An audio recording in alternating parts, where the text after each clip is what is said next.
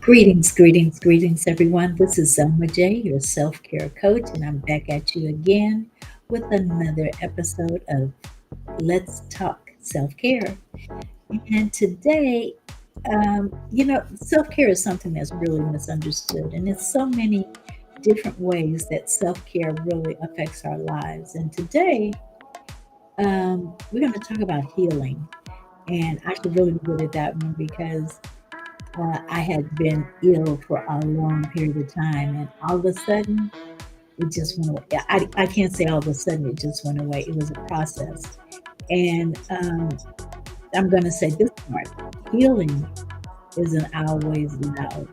Sometimes the deepest healing happens in the quiet when nobody's watching, when nobody's posting about it, and there's no fireworks or no big breakthroughs.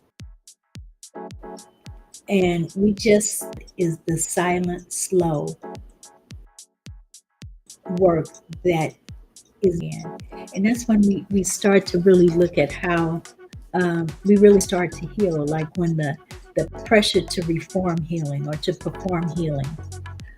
Let's be honest. In where we live in this particular culture, fixes and microwavism and uh, transformation stories, they seem like they happen like overnight, but they don't. It takes time for that process to happen.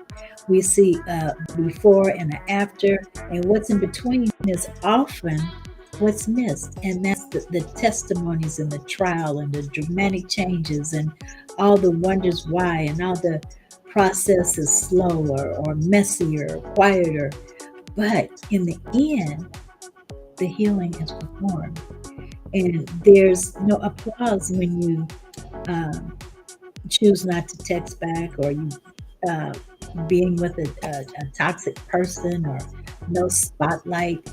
But all of a sudden, that healing comes, and you're able to forgive someone who hurt you, or um, you're able to get up at 2 o'clock in the morning and fall down to your knees and feel refreshed because you've been able to forgive someone, and just do what's necessary for your health.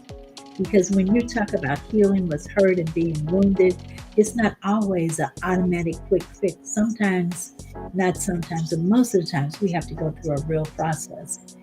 Um, and that's what we want to talk about, is the sacred work of stillness.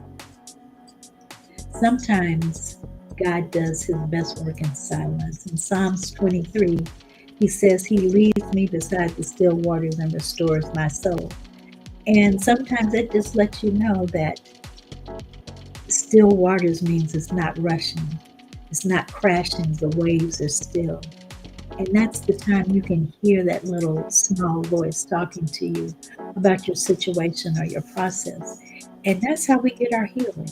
And it may not always look like movement. It may sometimes look like rest. It might be in a nap that you take instead of a to-do list, or taking a walk uh, with no goal or peace, or like logging off or staying in or just being still. Stillness is not laziness. It's actually obedience. And sometimes he just wants us to peace and be still. And you're going to hear me speaking of self-care, and sometimes I'm just going to put a lot of uh, a lot of spiritual self-care into it, because our spirit is our inner being, and our inner being needs to be healed. It needs to be talked to. It needs to be condoned, and something that puts us together when we fall apart. And trusting in God is one of the ways that we can do this, is through his strength we become healed. And sometimes it's medically that we need to be healed, but a lot of times it's our inner emotions that need to be healed. And there is emotional self-care. And when you really look at self-care, it's all bound and twined together. And that's what we need to look at. We have products that help us relax and to transform. We have books to get us to relax and transform. We have people that we can talk to get us to, get rid of that stuff that we're bottling up inside of us. So self-care is not something you do by yourself. It's something that you can do with others. Some parts of it you have to be private and you have to do yourself. And a majority of it is involves other people. You know, not just just some people, but a lot of people specialize in self-care, and we're going to be discussing and talking with them in their area of expertise, because I'm not an expert in every area, but I am the person that's bringing it together so people can see how self-care plays into it, what self-care really is. And we're coming up with a series, I believe we're starting on the 17th, about men and self-care, because men are thinking, I'm too macho to be, doing self-care, or I'm too hard to do self-care. But self-care is strong. It's not whole. I mean, it's not making you or belittling you or saying that you're little. It means that you respect yourself and you take out time to take care of yourself, to believe in yourself again. And that's what we're going to be doing with that particular segment after, as a matter of fact, it's starting the 17th this month. We'll still be doing this, but we're going to do 7 days of being strong for men in self-care. Men are the most neglected when it comes to self-care, because it's like it's not them to journal, or not them to take a walk in the park and peaceful, but it's always some exhilarating activities that make them think that self-care is not something soft. I mean, something soft. It's not. It's something that you need just as well as women. And I want to encourage you today to not look behind. You're not broke. Know that your feelings shouldn't be disqualified, because your healing is quiet, because you're blooming in slow motion. You see a flower, it doesn't bloom automatically. It takes time, and it takes watering, it takes feeding, it takes fertilizing. All of those things go into healing. We have to bring it all together so we can heal. As a matter of fact, God heals in layers. He heals in emotional layers, spiritual layers, physical layers, relational areas. So it's a process. It's not something like you're going to snap your finger and you're going to be healed. No, you're going to go through the process. But always know that a lot of it is done in private. And remember, Jesus healed the blind man in stages. It wasn't always, he had to do two things. He saw blurry, then clear, and he had to put stuff over his eyes, and he had to go and wash. And also, he had to surrender and know that, as they would say, know that he's God. And that's what happened. It takes time. It's a process. I want you to take time to reflect on the questions that I'm going to give you today. And we're going to take a pause to kind of reflect and close our eyes. And we're going to ask, where have I been pursuing myself to be over it already? What would it look like to honor peace instead of judging? Where is God inviting me to slow down and let him do the deeper work? Maybe it's in grief. Maybe it's in your body. Maybe it's in that place that you keep thickening, because the truth really hurts sometimes. We must take out time for things to be fixed. Don't expect it to happen like you put something in the microwave for 1 or 2 minutes, but just know that it's being done. God does not need you to be loud. He just needs you to be honest. And self-care is honest. Let God hold the unspoken. You don't have to explain your healing. You don't have to prove that you're making progress. God sees, he hears, You don't have to acknowledge the tears publicly, the prayers you didn't tell anyone about, the no's that felt like they were going to make you collapse. But actually, those no's actually gave you more courage.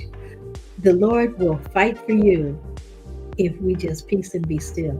And I could take that scripture and just tell some stories about it, but I'm not today.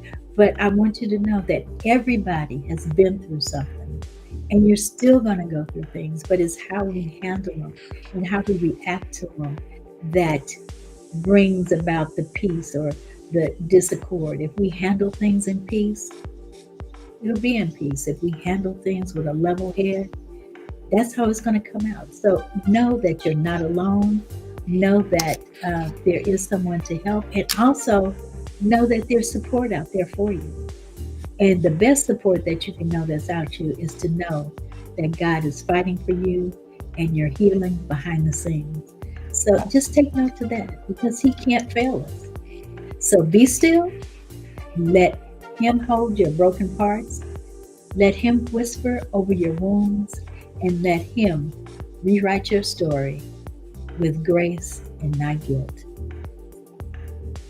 So it's never too late. It's never, and it's not when you really think it's going to happen. You're not too much or not enough. You're healing, even though it doesn't look like anyone is there along with you on this journey. You always know that you can grow gently, to breathe, to exhale the shame, and to let God remake you from the inside out. This week's challenge, I want you to work on simple things. Schedule 10 minutes of quiet time with God. No phone, no agenda, no journaling, just being still. Just being still, and let Him speak comfort, and let Him hold you. In closing, I'm just going to say thank you for listening and giving me this time to be with you today. And know that your healing feels slow, quiet, sometimes invisible, but we want you to know that it is still and real. And God sees and He knows it. And He's not done with you. He's going to continue to work with you. And be gentle with yourself. Be open to God. And keep walking, even in the quiet. But know when you're in the quiet that you're never alone. And, I just want to end with that. And I know we don't take that little space to actually get really close to Him. Some of us do and some of us don't. But once you start that as a part of your practices, to practice your spiritual care, things will change for you drastically. Your attitude will change. Your blood pressure will go down, and things will start to happen. You'll start to feel better. You'll get more energy. You'll feel more energized because you're at peace. So I'm going to take this time to say bye for now. See you next week, and peace and be still. Bye for now. God bless.